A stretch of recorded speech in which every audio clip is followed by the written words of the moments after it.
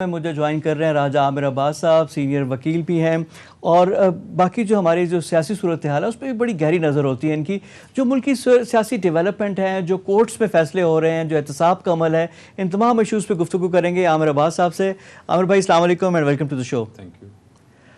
To begin with, اب معاملات چل رہے ہیں کہ جتنے بھی ہیں ہمارے روڈز ہیں they are leading to judiciary, ہماری عدالتوں میں ہی جا رہے ہیں، چاہے شہباز شریف کی ضمانت ہو یا پھر کوئی بھی کسی سیاسی جماعت پہ پابندی ہو، وہ بھی سپریم کورٹ جائے گا. ڈسکا کے الیکشنز بھی سپریم کورٹ کے ہی اس میں ایک فائنل آربیٹریٹر آ رہے ہیں. تو یہ جو ساری صورتحال ہے عامر صاحب، یہ کس بات کی غمازی کر رہی ہے کہ فیصلہ سازی نہیں ہو رہی ہے کہ قانون کا طریقہ کار ہی یہی ہے؟ دیکھیے، دو باتیں ہیں. ایک بات تو یہ ہے کہ ہم نے کچھ ججمنٹس دیکھی اسلام آباد ہائی کورٹ کی خاص کر، جس میں یہ کہا گیا کہ بہت سے ایشوز ہیں کہ جو پارلیمنٹ نے ڈیسائیڈ کرنے ہیں، جو پارلیمنٹیرینز کی ڈیوٹی ہے، اور وہ بھی آپ اٹھاتے ہیں اور عدالتوں کے سامنے لے آتے ہیں، اور پھر عدالتوں سے آپ کہتے ہیں کہ جی اس پہ ڈیسیژن دے دیجیے، اور جب ڈیسیژن آتا ہے تو کوسچن مارکس لگ جاتے ہیں. ایک تو یہ بات ہے. نمبر 2 بات ہے کہ جو کچھ کیسز ہیں قانون کے مطابق، اب جیسے آپ نے ٹی ایل پی کی بات کی، تو جو پولیٹیکل پارٹی ایکٹ ہے وہ یہ پرووائڈ کرتا ہے کہ آپ نے اس کی کنفرمیشن جو حکومت نوٹیفیکیشن کرتا ہے، obviously supreme court has to see کہ آیا کوئی ویلڈ ریزنز ہیں بھی کہ نہیں کہ کسی ایک پولیٹیکل پارٹی کو، جو کہ اس کا ایک کانسٹیٹیوشنل رائٹ ہے to form a political party, کسی وجوہات کی بنیاد پر آپ بین کر سکتے ہیں، کیونکہ آپ خود ایک پولیٹیکل پارٹی ہے. کیا آپ کوئی اپنا پرسنل وینڈیٹا اس کے ساتھ سیٹل کر رہے ہیں؟ تو عدالتوں کے پاس تو آپ نے جیسے کہا کہ everything the roads are leading towards the courts, but ہماری عدالتی نظام کے پاس جب یہ سب چیزیں آ رہی ہیں تو ایک بڑا انفارچونیٹ ہمیں ایک ایلیمنٹ نظر آ رہا ہے کہ جو عدالتوں کی طرف سے انٹرپریٹیشنز ہو رہی ہے مختلف کیسز کی، جس نوعیت سے مختلف عدالتیں کیسز کو چلا رہی ہیں، اے کے پاس کوئی اور طریقہ کار ہے، بی کے پاس اس کی انٹرپریٹیشن کے کوئی اور سنہری اصول ہے، سی کے پاس سپریم کورٹ کچھ اور واضح کر دیتی ہے کہ یہ وہ پرنسپلز ہیں جن کو ہائی کورٹس نے فالو کرنا ہے. تو یہ ایک عجیب سی وہاں پہ سچویشن آئی ہے کہ جہاں پہ اب سمجھ نہیں آ رہا کہ یہ جو ہمارا عدالتی نظام ہے اس کے اندر جو ریفارمز کی ضرورت تھی، کیا سب سے امپورٹنٹ چیز یہ ہے کہ ان کو درست کیا جائے. آپ حالیہ دیکھیے کہ کچھ نظیر ہمیں ایسی ملتی ہیں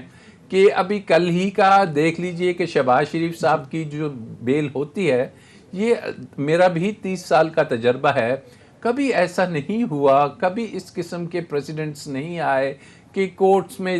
ججز جو سے ہیں وہ اگر ایگری نہیں کرتے تو ایک جج صاحب فیصلہ دے دیتے ہیں، نائب قاصد آ کے اناؤنس کر دیتے ہیں، بلڈوز کر دیا ایک طرح سے، اور پھر ریفری ہو گئے. ابھی فائنل ہو گیا 4-1 والا فیصلہ بھی ہو گیا. یہ بھی ایک اپنی تائیں ایک نئی نظیر بنی ہے کہ 4-1 حدیبیہ کا جب کیس چل رہا تھا، آپ کو یاد ہوگا کہ اس میں دونوں ججز میں کانفلکٹ آ گیا تھا، حدیبیہ پیپر مل والا، اور ایک تھرڈ ریفری جج بنتا ہے کہ جس کے پاس یہ کیس جاتا ہے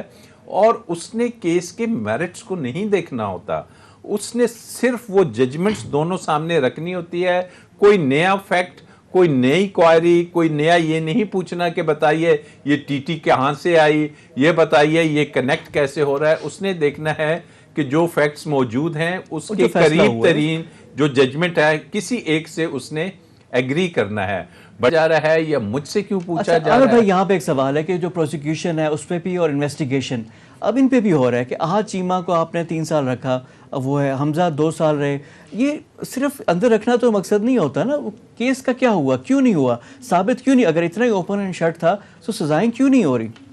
اس کا جواب اگر آپ وہ چیئرمین نیب سے پوچھیں نا، اس نے کل بھی ایک سٹیٹمنٹ دی ہے کہ یہ جو میگا کرپشن کیسز ہیں اس کو ہم ہر طریقے سے حتمی انجام تک پہنچائیں گے. حتمی انجام کے لیے جب عدالت ان سے پوچھتی ہے کہ بتائیے کنیکٹ کیجئے کہ آپ کیسے اس ملزم کو کنیکٹ کر رہے ہیں، تو وہاں پہ وہ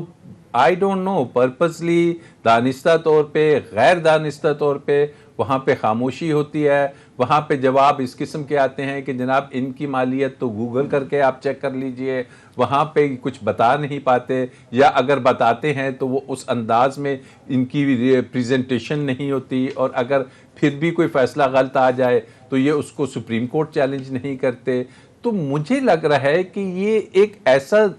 अनफॉर्चुनेट सिस्टम बनता जा रहा है कि जिसमें मुख्तलिफ अदारे जिनको इमरान खान ने मजबूत करना था वो मजबूत होने की बजाय वो और कमज़ोर होते जा रहे हैं, और उनकी कमज़ोरी की वजह से ये रिलीफ जो उनसे मिलता जा रहा है उन डाकुओं और लुटेरों और जिनकी बात किया करता था इमरान खान कि ये वो लोग हैं कि मैं इनको पकड़ूंगा, तो अनफॉर्चुनेटली उसमें माफियाज, कार्टेल्स और पॉलिटिशियंस उन्होंने इमरान खान के इस चैप्टर को फ्रस्ट्रेट किया, और इमरान खान शायद वो कामयाबी हासिल नहीं कर पाया अकाउंटेबिलिटी के प्रोसेस को आगे लेके चलने को और इसको एलिमिनेट करने को और रिकवरीज करने को। और लोग यही सवाल करते हैं कि जो एसेट रिकवरी यूनिट है, क्या रिकवरी हुई, हमारा पैसा जो है ठीक है, अगर लूटा गया है तो वापस तो आए, ये नहीं हो रहा। और दूसरा रिफॉर्म्स का एक जो सवाल एक लास्ट में आपसे पूछना चाह रहा था कि ये हमने इंतखाबी इस्लाहात करनी थी, रिफॉर्म्स करनी थी, इकॉनमी के लिए हमने एक चार्टर बनाना था, शुरू में अपोजिशन ने ऑफ़र किया तो गवर्नमेंट जब नई आई तो वो नहीं अपोजिशन को खातिर में ला रही थी, अब हुकूमत बात करना चाह रही है, अपोजिशन बात नहीं कर रही, तो ये मामलात कैसे सुधरेंगे? क्या आपको वे आउट क्या नज़र आ रहा है? और अदालतों में भी जो इस्लाहात होनी है वो कब होंगी?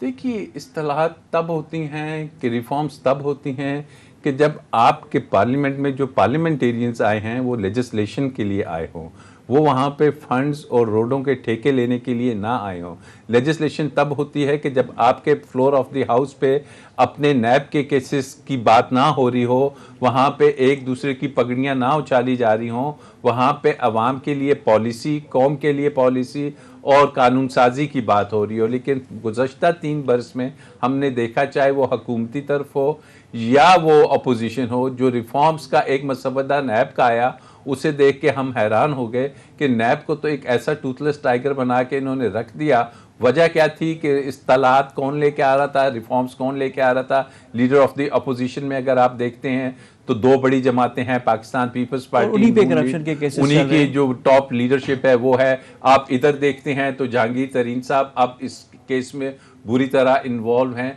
तो ये जो रिफॉर्म्स की बात है, मैं समझता हूँ मौजूदा असेंबली में तो आपको और हमें कोई रिफॉर्म्स होती हुई नज़र नहीं आ रही। इलेक्शन की बात हो रही है, इलेक्टोरल लॉज की बात हो रही है, तो इलेक्टोरल लॉज में अभी आपने सेनेट का फिर वही चलता रहेगा। सेनेट के आपने इलेक्शंस का वो खुफिया राय शुमारी और उसमें देखा कि कितनी वही जमातें कि जिनके चार्टर ऑफ डेमोक्रेसी में लिखा था कि इसको ख़त्म करेंगे, लेकिन जहाँ पे ज़ाती मफाद आया तो वो सब कुछ पसे पर्दा रख के उन्होंने कहा नहीं जी, जो है उसके दिन के हिसाब से चलिए। तो दिस इज़ अनफॉर्चुनेट कि हमारे जो आवाम को अब सोचना है कि लेजिस्लेटर्स को लेके आइए, ना कि माफियाज को, ना कि कार्टल्स को, और ना कि उन जो इनके आमिर साहब एक दफ़ा फिर जो आप बात कर रहे हैं ओनस अवाम पे आ जाता है कि अवाम उन लोगों को लेकर आए जो कानून साजी बेहतर करे, और जो पार्लियामेंट का मेन काम है वो कानून साजी है। आमिर साहब बहुत शुक्रिया आपके टाइम का, हमारे साथ मौजूद थे राजा आमिर अब्बास, माहिर कानून। गुफ्तगू हो रही थी आज के इनसाइट में इतना ही।